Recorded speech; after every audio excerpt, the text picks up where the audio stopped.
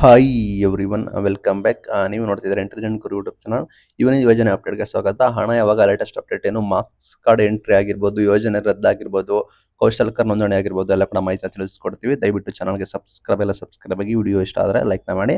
25 ಒಳಗಡೆ ನೀವು ಕಡ್ಡಾಯವಾಗಿ ಸೆಲ್ಫ್ ಡಿಕ್ಲರೇಷನ್ ಕೂಡ ಮಾಡಬೇಕು. ಯಾರು ಮಾಡಿಲ್ಲ ದಯವಿಟ್ಟು ಮಾಡಿ.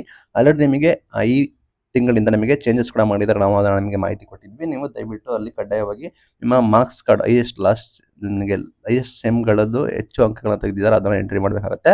ಔಟ್ ಆಫ್ ನಿಮಗೆ ಎನಿ ಸೆಮ್ ನೀವು ಯಾವ ವಿಷಯದಲ್ಲಿ ಹೆಚ್ಚು ಅಂಕಗಳನ್ನ ತೆಗೆದಿದ್ದೀರಾ ಅದನ್ನ ಆ್ಯಡ್ ಮಾಡಿ ಅದನ್ನು ಕ್ಯಾಲ್ಕುಲೇಟ್ ಕೂಡ ಮಾಡಿ. ಬಿಕಾಸ್ ಯಾವ ವಿಷಯದಲ್ಲಿ ನೀವು ಹೆಚ್ಚು ಅಂಕ ತೆಗೆದಿರ್ತೀರಾ ಆ ವಿಷಯದಲ್ಲಿ ನಿಮಗೆ ಪ್ರಾಬಬಲಿ ಕೋಚಿಂಗ್ ಕೊಡೋ ಸಾಧ್ಯತೆ ಕೂಡ ಇದೆ. ಅದನ್ನ ಚೆಕ್ ಕೂಡ ಮಾಡ್ತಾರೆ, ವೆರಿಫೈ ಕೂಡ ಮಾಡ್ತಾರೆ. ನಿಮ್ಮ CGPA ಎಷ್ಟು ಕೂಡ ಇದೆ ಅದನ್ನು ನೀಟಾಗಿ ಎಂಟ್ರಿ ಮಾಡಿ. CGPA ಔಟ್ ಆಫ್ 10 ಇರುತ್ತೆ, ಪರ್ಸೆಂಟೇಜ್ ಆದರೆ ಔಟ್ ಆಫ್ 100 ಕೂಡ ಇರುತ್ತೆ. ನಿಮ್ಮದು ಯಾವ್ದು ಬರುತ್ತೆ ನೋಡ್ಕೊಳ್ಳಿ. ನಿಮಗೆ ಆಲ್ರೆಡಿ ನಿಮಗೆ ಇಂಜಿನಿಯರಿಂಗ್ ವಿದ್ಯಾರ್ಥಿಗಳಿಗೆ ಆಲ್ರೆಡಿ CGPA ಇರುತ್ತೆ. ಬೇರೆ ವಿದ್ಯಾರ್ಥಿಗಳಿಗೆ ಈಗ ಸಾಕಷ್ಟು ಜನಕ್ಕೆ CGPA ಇಂಪ್ಲಿಮೆಂಟ್ ಕೂಡ ಮಾಡ್ತಾ ಇದ್ದಾರೆ. ನಿಮ್ಗೆ ಅನುಗುಣವಾಗಿ ನೀವು ಎಂಟ್ರಿ ಕೂಡ ಮಾಡಿ. ಅದರಲ್ಲಿ ಯಾವುದೇ ರೀತಿ ಡೌಟ್ ಇಲ್ಲ, ಎಲ್ಲ ಮಾಹಿತಿನ ಎಂಟ್ರಿ ಮಾಡಿ, ನಿಮಗೆ ವಿಷಯ ಎಂಟ್ರಿ ಮಾಡಿ. ನಿಮಗೆ ಎನಿ ಸೇಮ್ ಕನ್ಸಿಡರ್ ಕೂಡ ಮಾಡ್ಕೊಳ್ಳಿ. ಲೈಕ್ ಇದು ಓನ್ಲಿ ಫಾರ್ ರೆಫರೆನ್ಸ್ಗೆ ಇದೆ, ಮ್ಯಾಂಡೇಟರಿ ಅಲ್ಲ. ಅವರು ಒಂದ್ಸಲ ಕ್ಲಾಸ್ ವೆರಿಫೈ ಕೂಡ ಮಾಡ್ತಾರೆ, ಚೆಕ್ ಕೂಡ ಮಾಡ್ತಾರೆ, ಎಲ್ಲ ಮಾಹಿತಿಗಳನ್ನ ತೆಗೆದುಕೊಳ್ತಾರೆ. ಇನ್ನು ಈ ಮೇನ್ ಥಿಂಗ್ ಯೋಜನೆ ರದ್ದು ಕೂಡ ಮಾಡ್ತಾ ಇದ್ದಾರೆ ಅಂತ ನಾವು ಹೇಳಿದ್ವಿ. ಅಟ್ಲೀಸ್ಟ್ ನಿಮಗೆ 2 ವರ್ಷ ಆಗ್ತಾ ಬಂತು.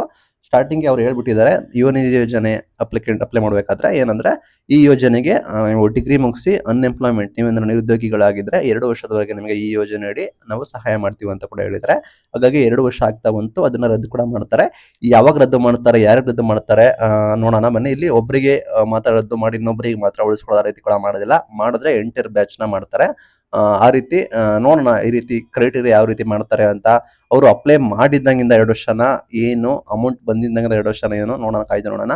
ಕೆಲವರು ಲೇಟಾಗಿ ಅಪ್ಲೈ ಮಾಡಿರ್ತಾರೆ, ಕೆಲವರು ಬೇಗ ಅಪ್ಲೈ ಕೂಡ ಮಾಡಿರ್ತಾರೆ. ಆ ನಿಟ್ಟಿನಲ್ಲಿ ಅಲ್ಲಿ ಮಿಸ್ ಮ್ಯಾಚ್ ಕೂಡ ಆಗುತ್ತೆ. ಅದನ್ನ ಕಾಯ್ದು ನೋಡೋಣ, ನಾವು ಬೇಕಾದ್ರೆ ಅಪ್ಡೇಟ್ ಕೊಡ್ತೀವಿ ಇಲಾಖೆಗಳಿಂದ ಮಾಹಿತಿ ಬಂದ್ರೆ. ಇನ್ನು ಅಮೌಂಟ್ ಬಗ್ಗೆ ಹೇಳ್ತಾ ಇದ್ರಿ, ಅಮೌಂಟ್ ಬಂದ್ಬಿಟ್ಟು 2 ಮಂತ್ ಉಳಿಸ್ಕೊಂಡಿದ್ದಾರೆ, ಪೆಂಡಿಂಗ್ ಇದೆ. ಅದನ್ನ ಜಮೆ ಕೂಡ ಮಾಡಿಲ್ಲ. DBT ಪುಷ್ ಕೂಡ ಆಗಿದೆ, ಇನ್ನೇನು ಖಾತೆಗೆ ಜಮೆ ಆಗ್ಬೇಕಾಗುತ್ತೆ. ನಾವು ಎಕ್ಸ್ಪೆಕ್ಟೆಡ್ ಡೇಟ್ ಮಾತ್ರ ಹೇಳ್ತಾ ಇದೀವಿ. ರೆಗ್ಯುಲರ್ ಆಗಿ ಬರುತ್ತೆ ಅಂತ ಹೇಳ್ತಾ ಇದ್ದಾರೆ ಇಲಾಖೆಯವರು. ಹಣದ ಕೊರತೆ ಕೂಡ ಇದೆ. ಆಲ್ರೆಡಿ ಗೃಹಲಕ್ಷ್ಮಿ ಯೋಜನೆ ಕೂಡ ಇಶ್ಯೂಸ್ ಕೂಡ ಆಗಿ ಸರ್ಕಾರಕ್ಕೆ ಸಾಕಷ್ಟು ವಿಪಕ್ಷದವರು ಟೀಕೆ ಕೂಡ ಮಾಡ್ತಾ ಇದ್ದಾರೆ.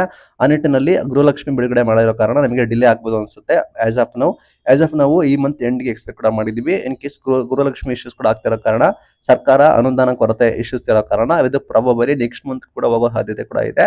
ಯಾಕಂದ್ರೆ ನೀವು ಜಾಸ್ತಿ ಮಾಧ್ಯಮಗಳನ್ನ ಗಮನಿಸ್ತಾ ಇದ್ರೆ ನಿಮ್ಗೆ ಗೊತ್ತಾಗುತ್ತೆ ಸರ್ಕಾರ ತೀವ್ರ ಮುಜುಗರಕ್ಕೆ ಒಳಗಾಗಿದೆ. ಬಿಕಾಸ್ ಏನಂದ್ರೆ ಅವರು ಗೃಹಲಕ್ಷ್ಮಿ ಯೋಜನೆ ಹಣ ಕೊಡಕ್ ಆಗ್ತಿಲ್ಲ. ಆ ನಿಟ್ಟಿನಲ್ಲಿ ಪ್ರಾಬಬಲಿ ಅವರಿಗೆ ಫಂಡ್ ಚೆನ್ನಾಗಿದ್ರೆ ನಿಮಗೆ ಈ ಮಂತ್ ಎಂಡ್ ಒಳಗಡೆ ಎಕ್ಸ್ಪೆಕ್ಟ್ ಮಾಡಬಹುದು. ಪ್ರಾಬಬಲಿ ಫಂಡ್ ಚೆನ್ನಾಗಿಲ್ಲ ಅದು ಬಂದ್ಬಿಟ್ಟು ನೆಕ್ಸ್ಟ್ ಮಂತ್ಗೆ ಹೋಗ್ಬೋದು.